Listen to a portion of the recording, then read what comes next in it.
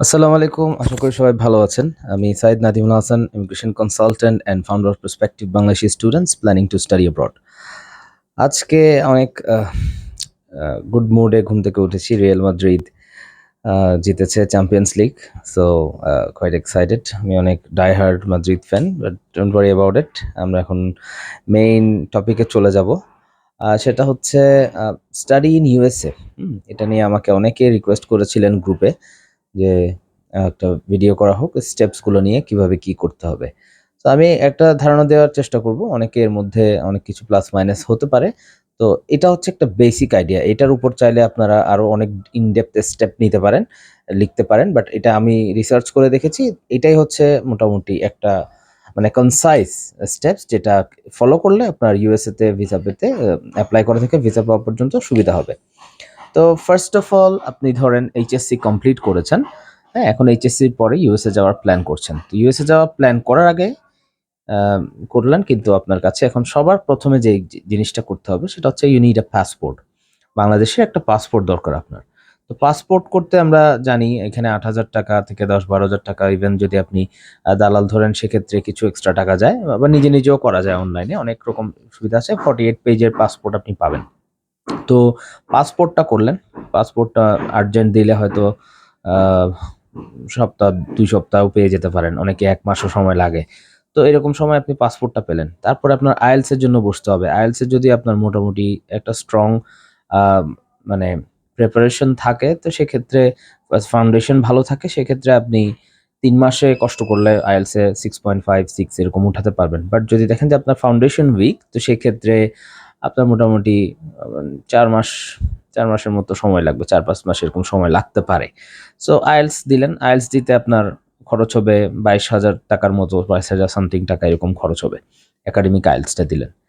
তো এর পরবর্তীতে আপনাকে ব্যাংক স্টেটমেন্টটা মোটামুটি রেডি রাখতে হবে।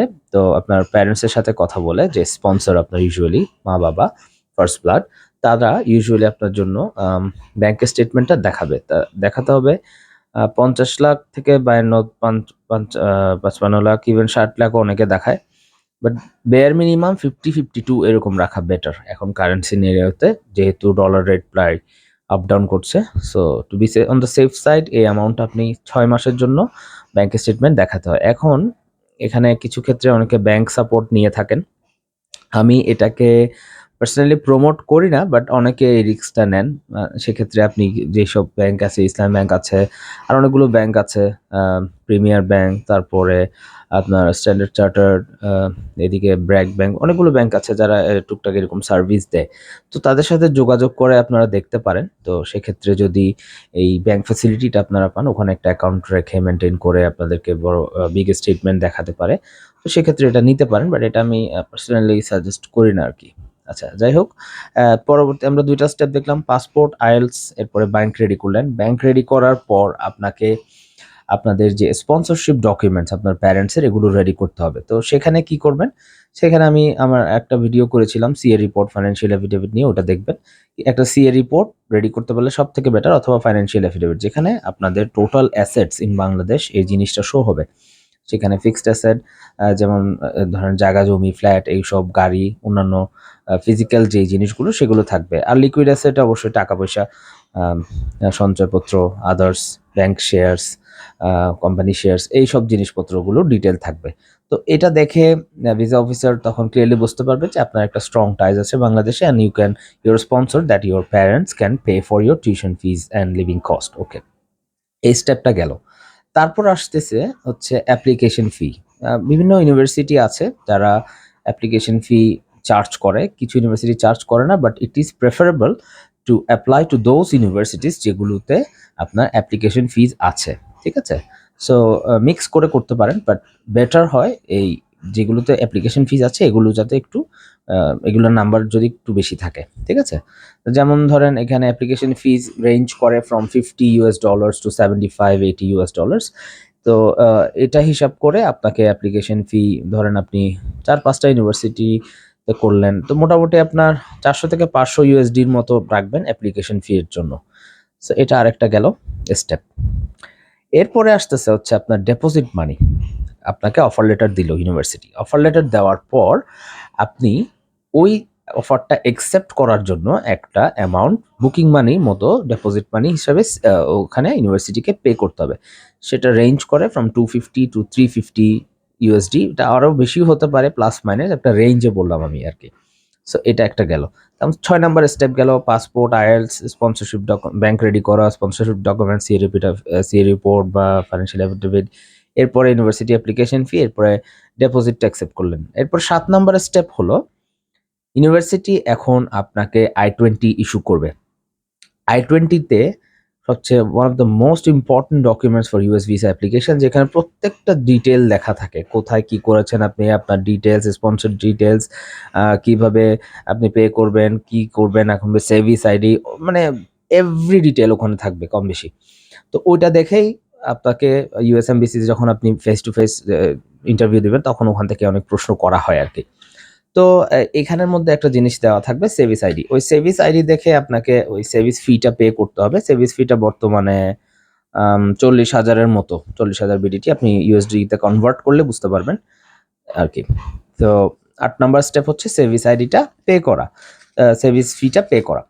এরপরে আপনি অবশ্যই যেটা ইম্পর্টেন্ট, সবথেকে সবাই ওয়েট করে বেশি, সেটা হচ্ছে অ্যাপয়েন্টমেন্ট ফর ইউএস এমবাসি। এটা পেতে একটু কষ্ট হয় সবার, আমরা জানি। এটা মোটামুটি 20-21 হাজার টাকার মতো বিডিটি চার্জ হতে পারে, ঠিক আছে?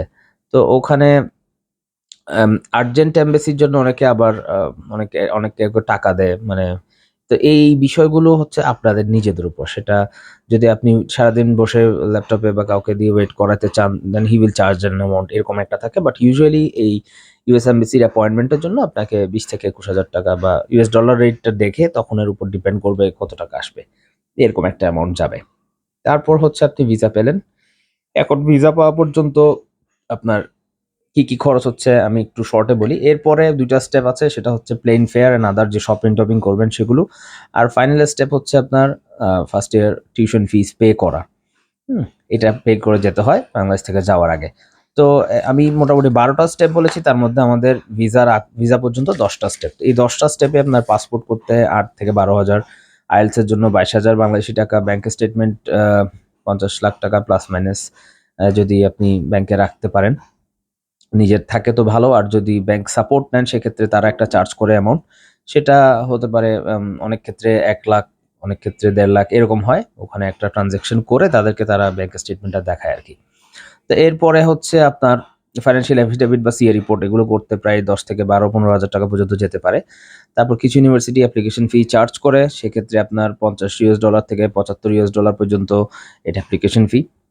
এরপরের স্টেপ হচ্ছে আপনার যে ডিপোজিট মানি, অফার লেটারটা রিসিভ করার পর অ্যাকসেপ্ট করার জন্য, সেটা $250 থেকে $350 হতে পারে, আরও কিছু প্লাস মাইনাস হতে পারে, এটা রেঞ্জ।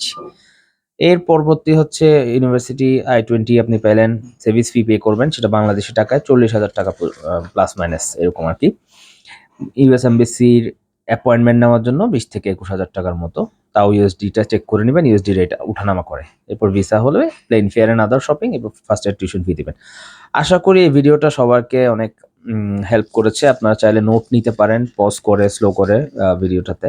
তো যারা ইউএসএ নিয়ে চিন্তা করছেন, ইউএস এর জন্য অবশ্যই 6 থেকে 8 মাস সময় রেখে অ্যাপ্লাই করবেন। ধন্যবাদ সবাইকে। আসসালামু আলাইকুম।